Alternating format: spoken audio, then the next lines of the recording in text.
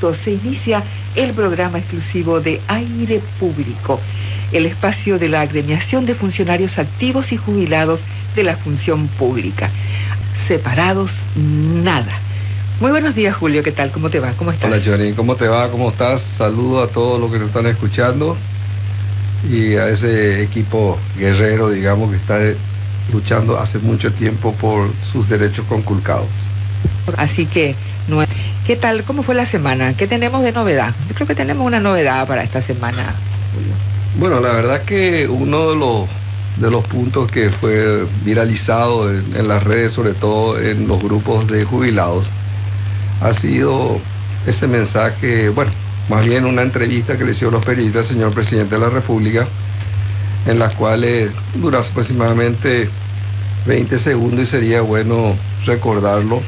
¿Tenés a mano? Sí, voy a ponerlo, ¿no? Sí, por favor. Sería interesante. El presidente ojalá pueda darle los aumentos salariales a todos, a los de clínica, a los jubilados, hacer la revisión del proceso de jubilación. O sea, el presidente no es que no quiere, el presidente lastimosamente tiene limitaciones presupuestarias y no podemos privilegiar solamente un estamento. Presidente, ¿qué opina sobre...? ¿Cómo dijo? Salario, pero el jubilado no tiene salario. En realidad que hay 3 imprecisiones que podemos resaltar, ¿verdad?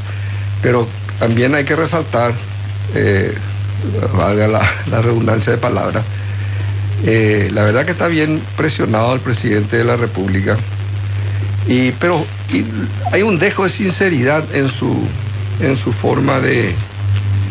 En lo que dice. En lo que dice, sí. En la forma en que dice, ¿verdad? Sí, sí. Pero hay 3 cositas que yo resalto. En primer lugar, el jubilado no tiene salario si no tiene haberes jubilatorios. Por tanto, no se trata de aumentar, sino se trata de ajustar conforme a lo que dice el artículo 103 de la Constitución Nacional. En segundo lugar, no es presupuestario, porque esos son fondos propios en las cuales tienen que generar la renta, y con esa renta, lógicamente, se tiene que cumplir con la obligación de pagar los haberes jubilatorios a todos los que hoy están jubilados y que ayer fueron activos y que aportaron en tiempo y forma. Quiere decir que no paga el Estado, nosotros no. No, de ninguna manera, porque estos son fondos propios que eventualmente hasta hoy están administrados por una dirección del Ministerio de Hacienda. Y en tercer lugar, habla un poquito de que digamos que él no puede estar favoreciendo a unos en contra del otro. En detrimento de los otros. Claro, no se trata de un favor lo que se está haciendo, ni se está solicitando un favor, que yo entiendo que sí es correcto. Si por ejemplo se pide un aumento de salario en general, bueno, obviamente el presidente, en la situación que hoy nos encontramos, el país no está en condiciones de un aumento de salario, pero esto no se trata de aumento de salario, esto se trata de un derecho reclamado en base al artículo 103 de la Constitución Nacional. Y me gustaría citarme un poco y quedarme con eso y abrir un poco.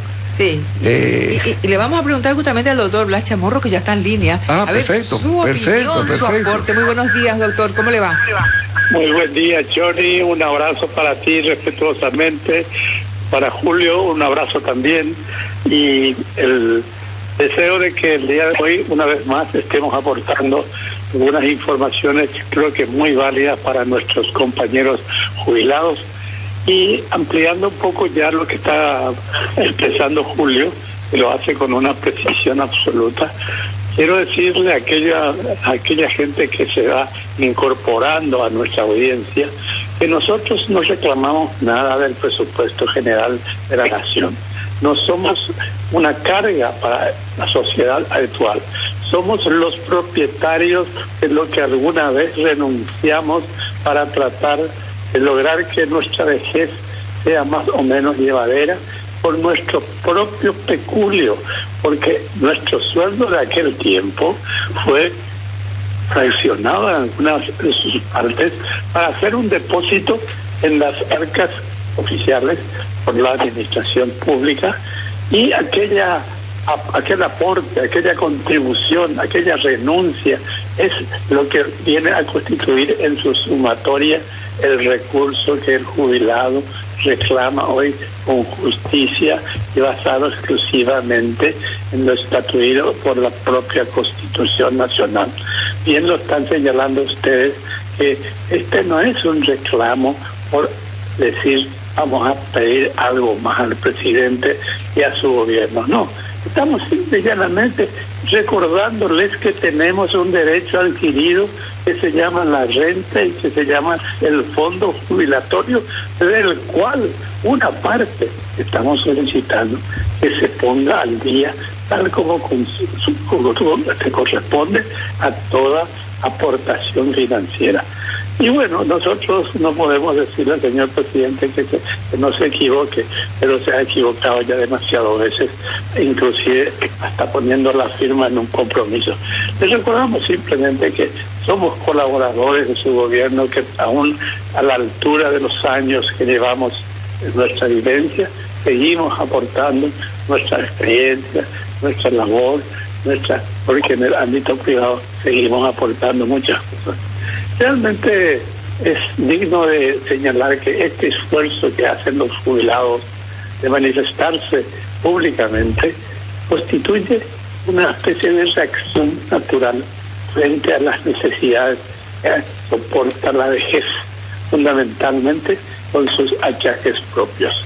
Es ahí donde nosotros ponemos énfasis, porque la propia ley es la que nos autoriza a reclamar. El artículo 103 es clarísimo, simple y llanamente es un compromiso del propio Estado paraguayo para con sus servidores del pasado.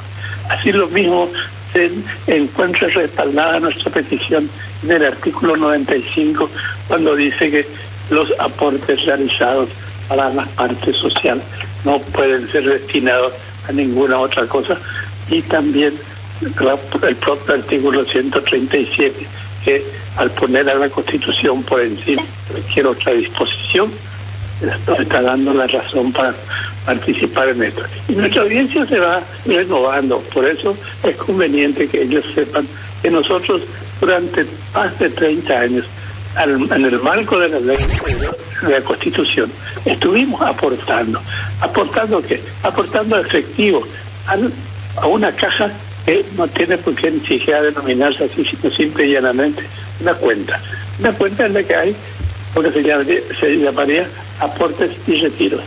El retiro lamentablemente se estancó hace muchos años, mientras que la Constitución ya garantizó su continuidad y valoración actual de los aportes.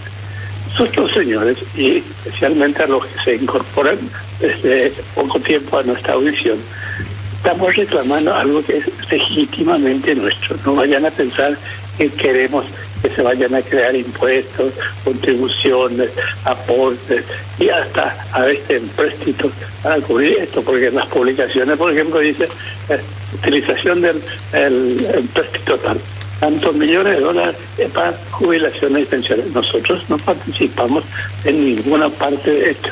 Es una aclaración importante que sepa la gente que no vamos a sacar un solo dólar de los compromisos que el Estado, a través del gobierno, viene tomando para atender sus obligaciones.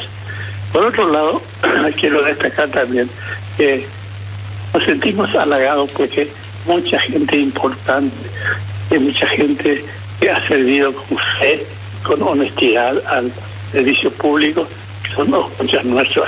Ayer me llamaba el doctor Atilio Rolando Fernández, una personalidad de una vida transparente, absolutamente valorable en todo momento, es uno de nuestros seguidores.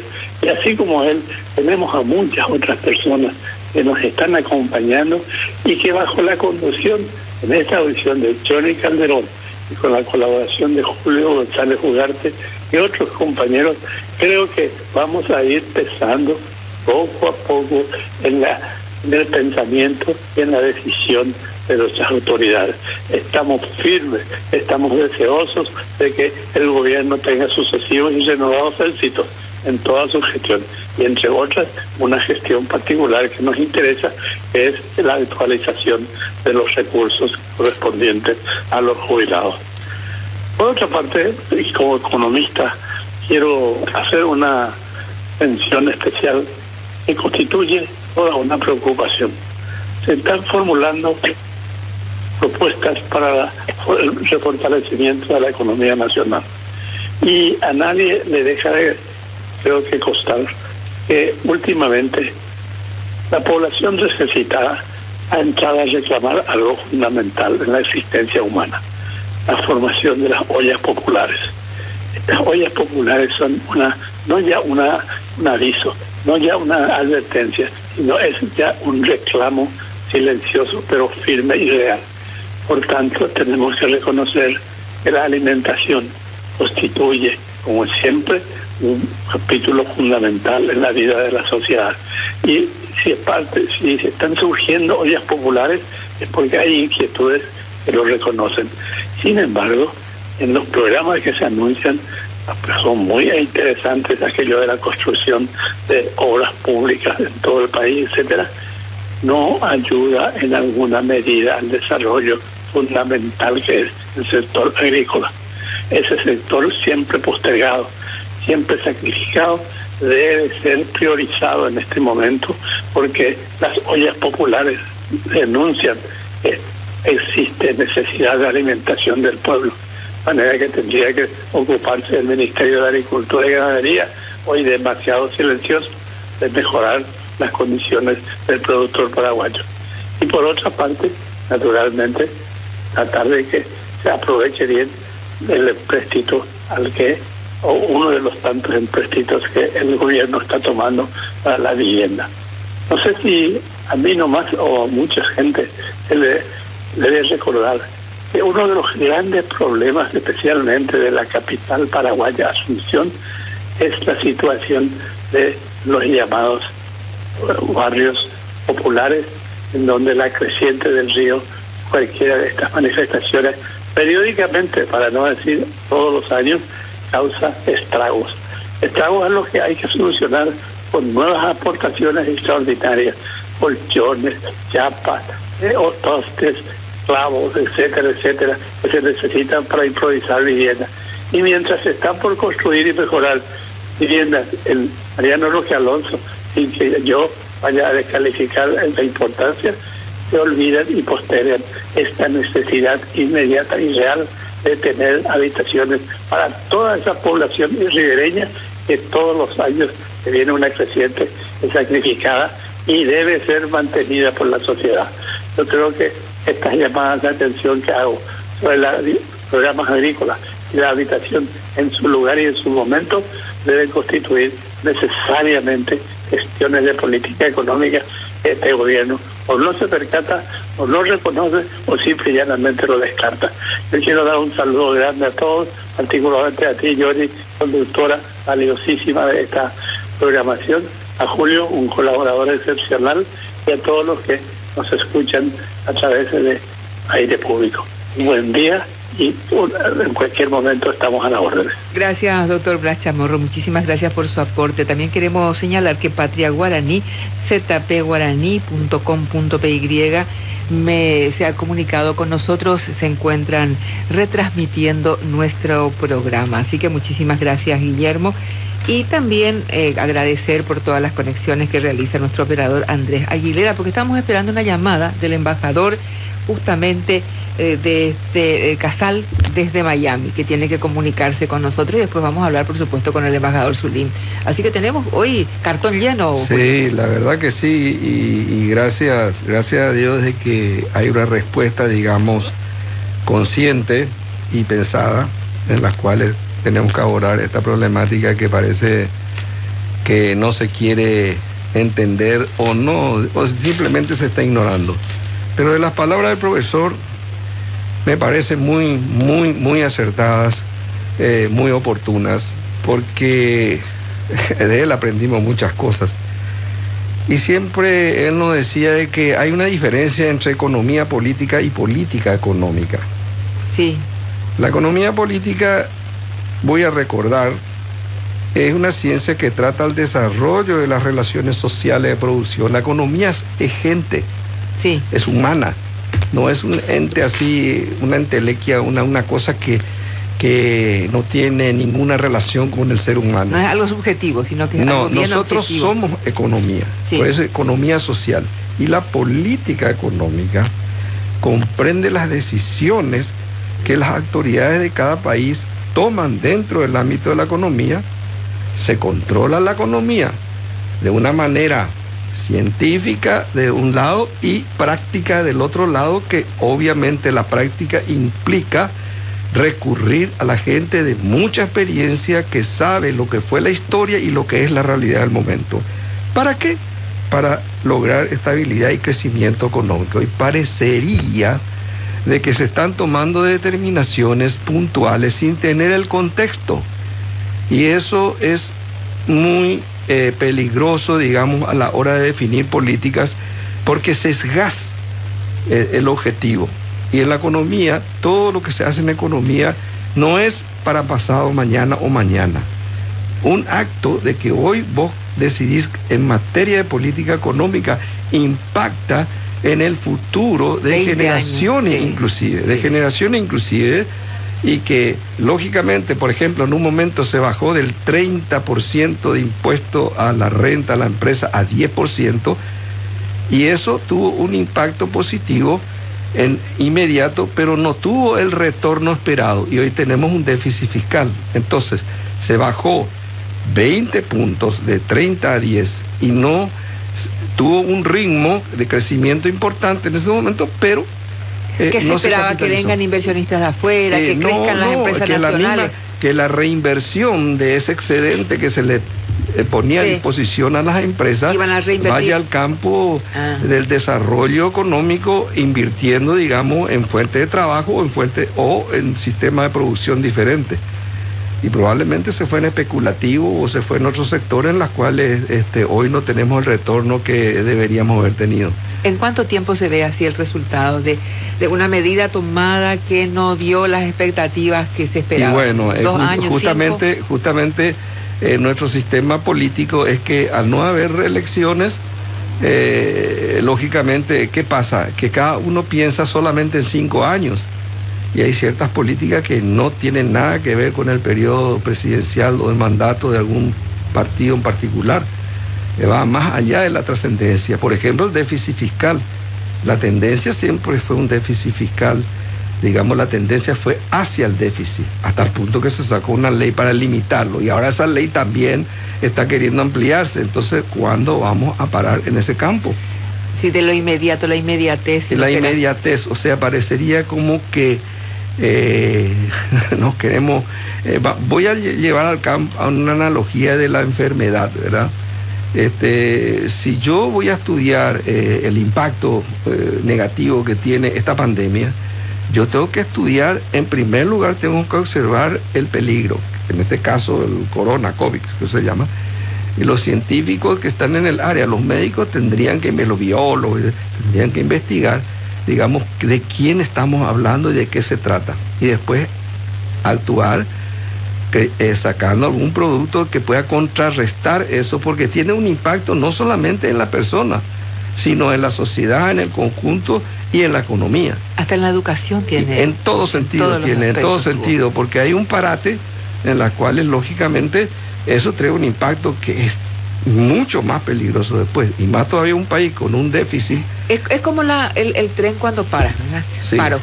Y después para retomar, viste que lentamente va girando sus ruedas hasta tomar el ritmo que Exactamente. el tren tiene esa dinámica. O sea que primero es la fuerza, después la velocidad y después ya la inercia. La inercia. Entonces, lógicamente, nosotros tenemos que pensar un poco en términos económicos, en términos de política económica.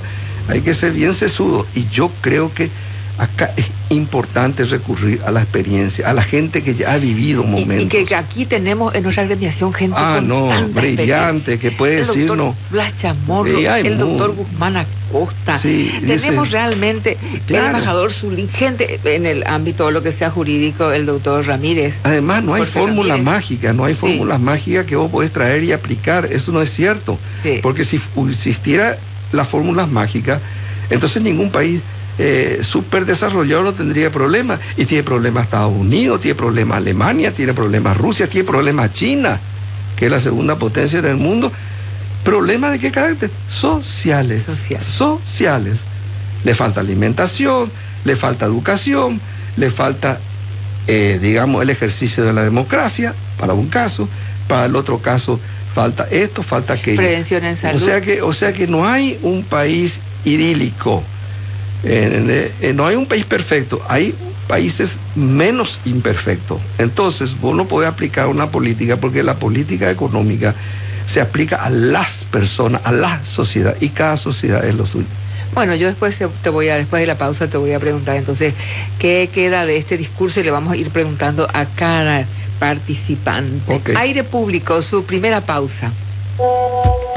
Escribinos vía WhatsApp al 0984-970-970.